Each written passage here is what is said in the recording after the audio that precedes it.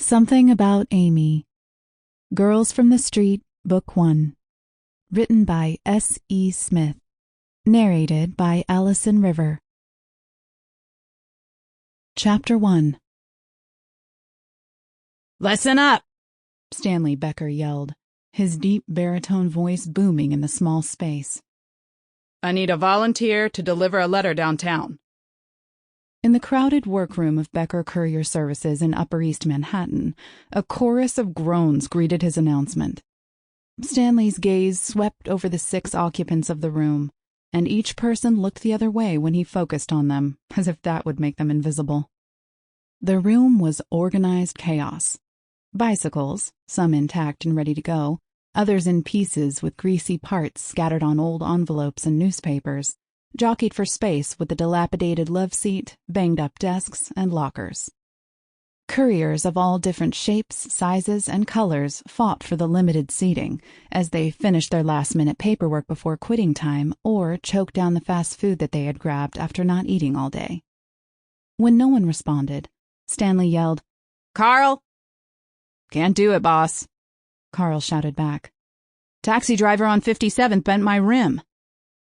Stanley's curse-riddled opinion on taxi drivers caused snickers to abound. "Eric!" Stanley barked. Eric was already shaking his head. "Can't, boss. I've already got over 40 hours this week, and tonight's dinner with my future in-laws. Becky said if I was late, that was it." Polly held up her hands. "I'm out. I've got a flight in 2 hours, and Shu promised to drive me, so don't bother asking her. I'll be lucky to make it to the airport as it is." Stanley slammed his hand on the counter and scowled. "This has to be at the Harris Building by 6 p.m. Everyone's eyes went to the large atomic clock on the wall. Trey scoffed and shook his head. Carl snorted and continued working on his bike. "It's 5:30 on a Friday night, boss," Carl replied. "No one can make that run and get there by 6 p.m. It's impossible." "What's impossible?" Everyone's eyes turned from Carl to the owner of the new voice. Aimee Wheels stepped on the back of her skateboard and caught it in midair. A courier bag was draped across her body.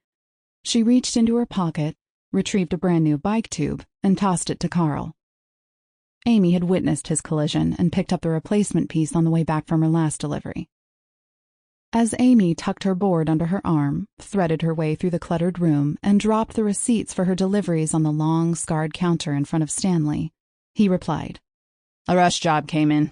Company paid top dollar to have this Sample complete. Ready to continue?